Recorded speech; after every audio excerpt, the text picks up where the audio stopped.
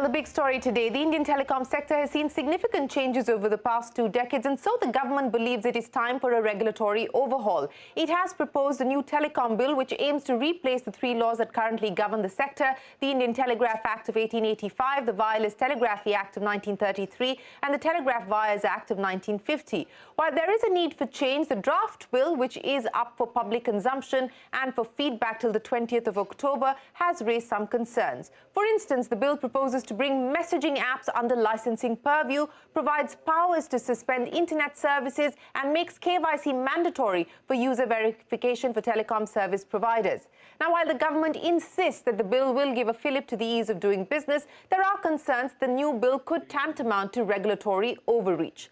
Let me quickly take you through just some of the key highlights. The draft bill intends to widen the definition of telecom services to include OTT messaging platforms, radio, emails, and even video calling services. This will require entities like WhatsApp, Google, and Cisco to secure a license from the government's telecom department. Now, secondly, the draft bill may take away much of the telecom regulator's powers. Currently, the TRAI is an independent statutory body which takes the final call on license issuance. But if the draft bill is passed, that power will rest with the government. For the first time, the draft Telecom Bill clearly provides powers to the government to suspend internet services. No provision has been added for a judicial oversight or a review committee to assess the need for internet suspension. Moreover, the draft bill makes user verification via KYC mandatory for telecom service providers. It has also proposed a 1-year jail term for users providing wrong information.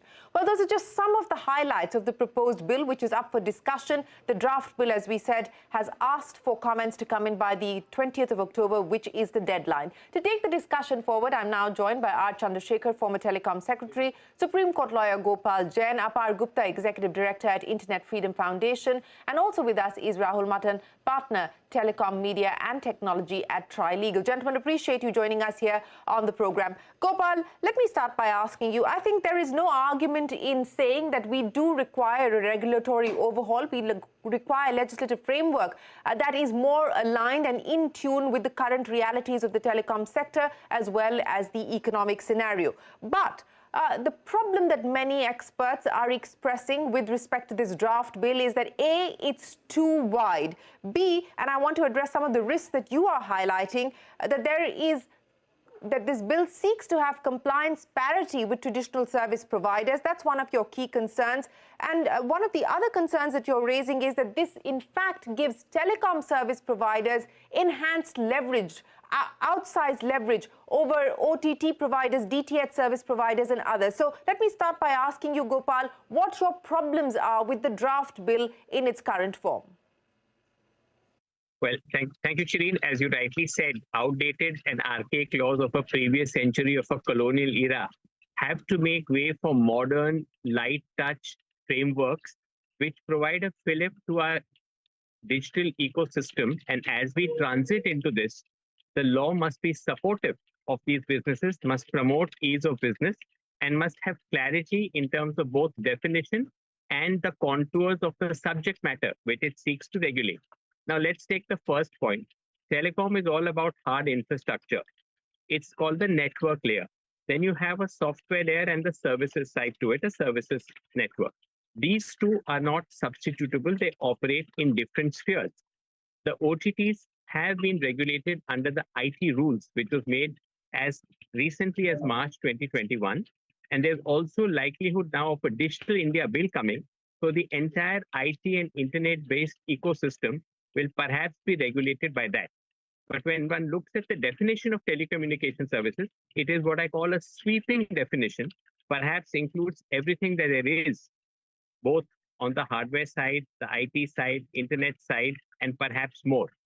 So first is synchronization of intent with the language. The intent is to have a modern legislation meeting with the advancement of technology and quote unquote being updated to contemporary times. Then the language of the law must reflect it, must be simple and clear, and clearly define the jurisdiction limits of the various authorities. If not, you would have turf wars, as you rightly said, DOT versus METI, TRI versus DOT, MIB versus DOT. So we can have a slugfest. It will be a regulatory battlefield.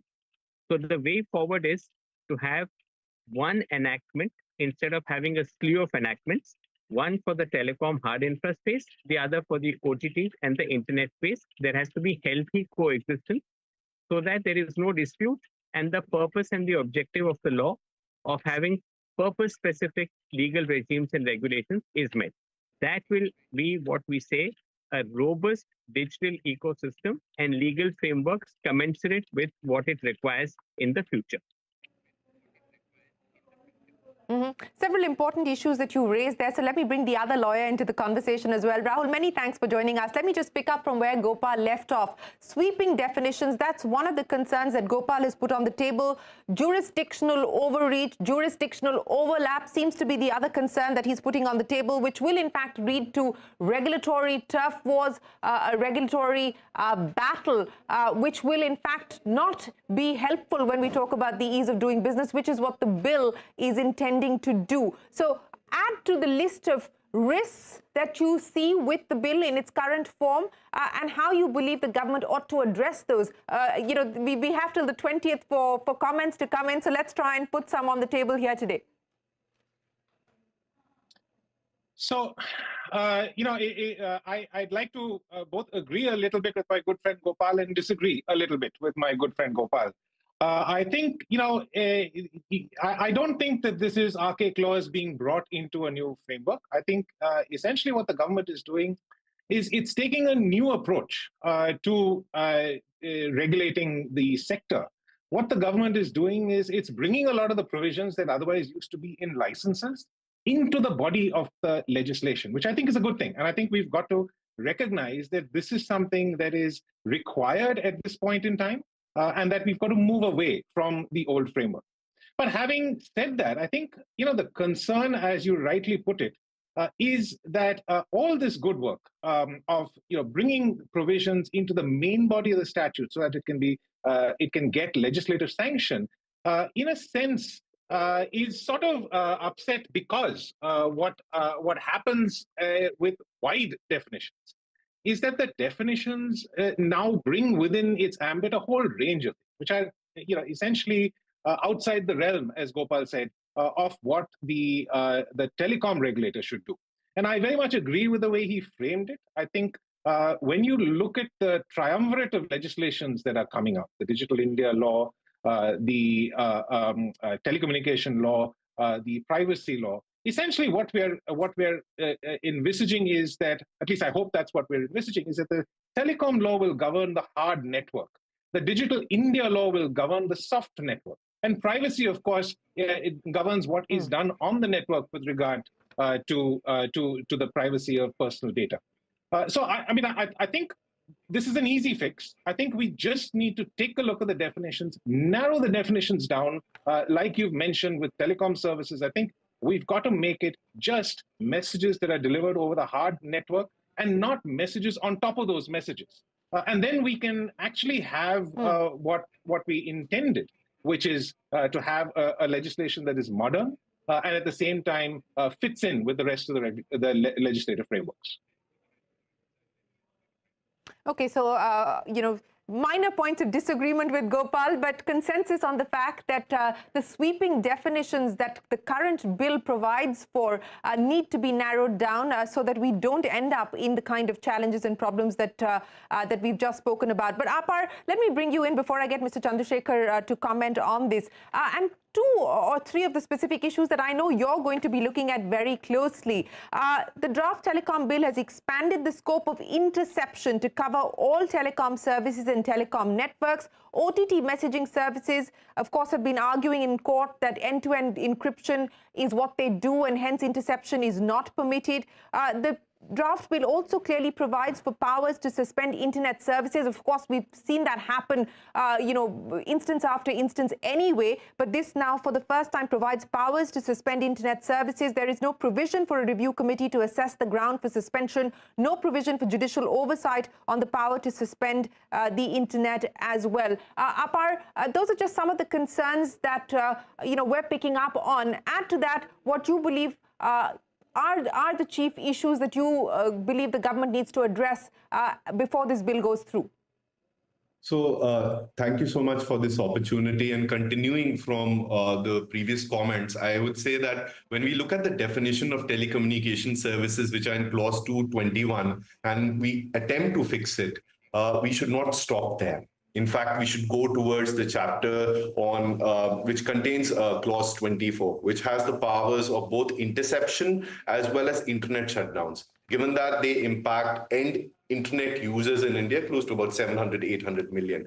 Now, what has been the language which has been adopted in this draft telecommunication bill in 2022 is the same as is existing principally to some extent and is being exercised also in the same manner and form under the Indian Telegraph Act. So it's not really a modern exercise of power in a constitutional framework. For instance, it ignores the precedent and the directions of the Supreme Court of India with respect to internet shutdowns in Anuradha Bhasin. And what does Anuradha Bhasin state?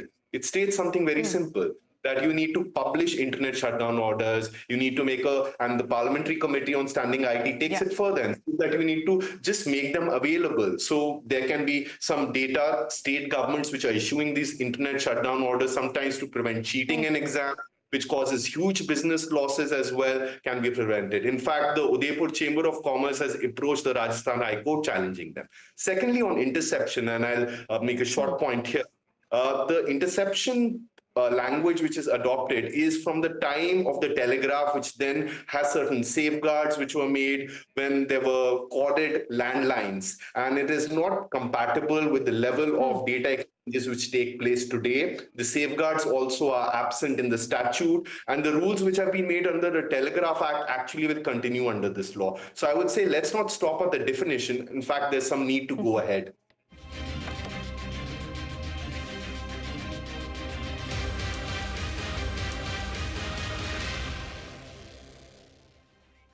But let me bring Mr. Chandrashekhar into the conversation. Mr. Chandrashekhar, in addition to what we've just heard there from Gopal, Rahul and Apar, let's talk about what this in fact means for the regulator, the current regulator, that is the TRAI, and what this does for the DOT. I mean, as a former DOT secretary, when you see the bill in its current form, how do you feel?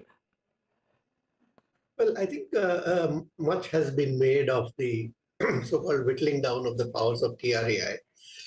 Actually, this relates to the licensing segment, which actually comes under Section 11A of the TRAI Act, which actually falls under the recommendatory powers of TRAI. So even today, in any case, the TRAI's powers there are only of recommendation.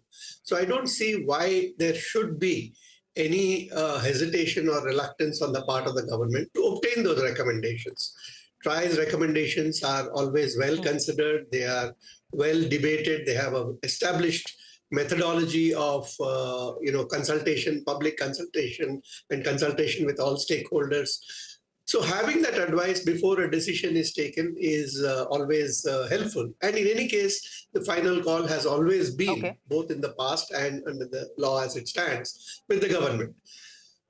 The thing is, it may well be, I mean, I would still perhaps give some benefit of doubt that maybe the intention is to still obtain recommendations, but the way that the law is worded perhaps gives an impression that government would take those decisions without consulting TRAI as required under the TRAI Act.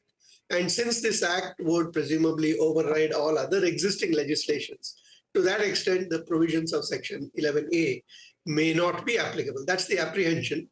But as I said, I wouldn't make a very big deal of it at this point, unless it becomes clear that the intention is to not seek TRAI recommendations, which would be, to my mind, a little inexplicable.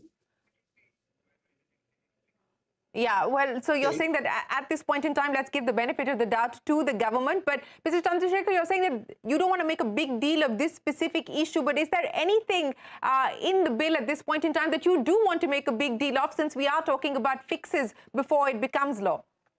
Yes, absolutely. I think, I would not want to chase after red herrings at this point. I think, there is a fundamental shift that is happening in the regulatory architecture of the digital space. And that is the point of major concern. What is the shift in the regulatory architecture?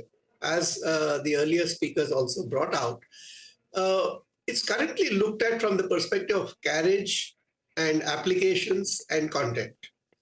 And by and large, the carriage is what the DOT's domain has been in terms of regulating. There has always been a case for bringing in convergence so that irrespective of the mode, whether you use cable or whether you use telecom infrastructure, all of them should be regulated under a single law as far as carriage is concerned. So bringing them all together under a single legislation is eminently desirable. However, the boundary line has been in the past, the the applications and the technology part has largely been regulated through the IT Act. Now, it's sometimes said that, what's the big deal? OTTs were already regulated under the IT Act, and if they are brought under the Telecom Act, why are people so exercised about it? Well, there are several reasons why I think this is a matter of concern. For one, the telecom law starts with a premise or starts with a statement, axiomatic statement, that this is a sole preserve of the government. In other words, anybody who does anything in telecom, as far as the carriage is concerned, does so by leave of the government. On the other hand, in the IT sector, and perhaps even in broadcasting, it is the other way around. You can do whatever you want with certain exceptions, which the government would lay down. There's a world of difference between the two. There's also a very practical reason why this combination of heavy-handed regulation and light touch regulation is not only necessary, but is the only way forward. Because telecom is local. It is only within the boundaries of the country, and the law also is local. It applies only within the borders of India. Right. But digital content and digital applications are global. And beyond a point, you do not have the ability to enforce some of these provisions. And therefore, again, that becomes a big issue. So I think bringing some of these hitherto, issues that were hitherto covered under the IT Act, under the telecom, is an issue. The second is the definition. Now, it appears that the intention is to bring only OTT communication services and not all OTTs. But there is no clarity on what is an OTT communication service. Because remember, every OTT service does have certain elements of communication. Some of them may be encrypted, some of them may be not. Even an e-commerce service does have some communication. Even an Uber has some communication. And therefore, the definition that is there lends itself to any kind of explanation or any kind of interpretation. So that brings in certain uncertainty as to what might be regulated tomorrow.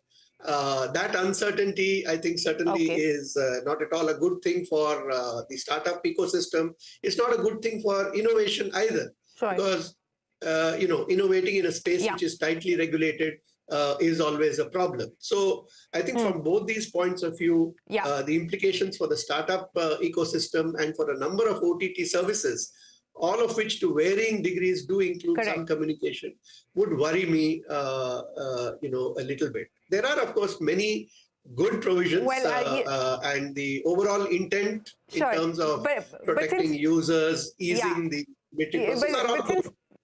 But this since we're trying to elicit comments on what needs to be fixed before the government closes its window for comments, we are focusing on the points of concern. But Rahul, let me come back to the point that Mr. Chandrashekhar raised. And, as former DOT secretary and former president of NASSCOM, he's saying that he is concerned about the implications for digital entities for the startup ecosystem. Would it be an exaggeration to say that in its current form, what the bill is proposing, we could in fact be headed back into an era of license Raj, because it is at this point in time saying that all entities, whether it's a WhatsApp or a Google or a Cisco or a Skype or a Dish TV, will need to secure a license from the DOT. Would that be an exaggeration, or would that be a legitimate concern? Well, at this point in time, it may be an exaggeration, because I would say that we still have to see what the new licensing framework is. So let's just try and understand what we've seen so far. We've seen the Telecom Act, this Telecommunication Bill, replace the Telegraph Act. But the Telegraph Act is not an entire regulatory framework. The Telegraph Act, along with the licenses, is the regulatory framework that we currently enjoy. So if you say that the Telecom Act is now replacing the Telegraph Act, and it has brought a lot of what was previously in the licenses into the main body of the statute, we are definitely looking at a completely different, different framework of licenses. And so I'm expecting that the licenses will be much slimmer and will have much fewer provisions. In that framework, we also need to take a look at what is being licensed. And I think, there are provisions, at this present point in time, lots of things are exempted from license. I would have liked, in Section 3 of the bill, which provides the exclusive privilege, for a subsection to actually specifically state that certain things are exempted. If you just think about, the intercom service that you have at your CNBC office. Now, that is a telecom service, but you shouldn't have to get a license for it because that is just within your offices. And similarly in my office. And you don't, at this point in time, need a license. And I think under Section 3.3, we will be granted an exemption, but it would have been really nice if the government had put it into the law in a 3.4, which said that nothing here in the act prevent a private telecom network. And in this manner, there are many other things that perhaps if we had excluded in the law would have given businesses clarity. Okay, Gopal, since we are seeking clarity with this bill, and today we're talking about what needs to change before it in fact becomes law, go ahead, the final comments with you, Gopal. Look, I think the most important thing is when we look ahead, which is forward-looking, we have to move away from the old concept of licensing to a trust-based system. Electricity Act liberated generators from licensing. Telecom infrastructure only requires a registration. Supreme Court has held the terms and conditions of a license are contractual. So let's not live in a bygone era. When we shift, we have to shift lock, stock, and barrel and not bring in expanded licensing. We have to move clearly away from that. So I think the intent is in the right direction, but the manner in which the intent is perhaps going to be implemented, we need to do a rethink and immediate course correction so the act can be implemented and is workable, doesn't run into legal challenges, jurisdictional challenges, and does not become an albatross around the neck, because licensing in telecom only led to disputes, and at least 4 types of licenses were changed over 20-year period. So those are examples to show what to stay away from. So I think we should really think of a new age way of doing it. Authorizations, permissions, contracts, they're all there on the table. So let's not just think of licensing as the only way forward. Yeah, well, that's just one of the big takeaways coming in from this discussion. And when you have lawyers on the panel telling you that, look, more needs to be done, immediate course correction needs to be done to ensure that there are no disputes, that means that there really is a warning being sort of signaled there. But for this afternoon, R Chandrashekhar, Apar Gupta, Rahul and Gopal Jain, many thanks for joining us. As we said, till the 20th of October, the government has invited comments to come in for the new telecom bill. This is, of course, the draft that is under discussion at this point in time, and our panel today has suggested areas that require fixes before it becomes law. We will continue this dialogue and this discussion, but for now, on Business 360, many thanks for watching.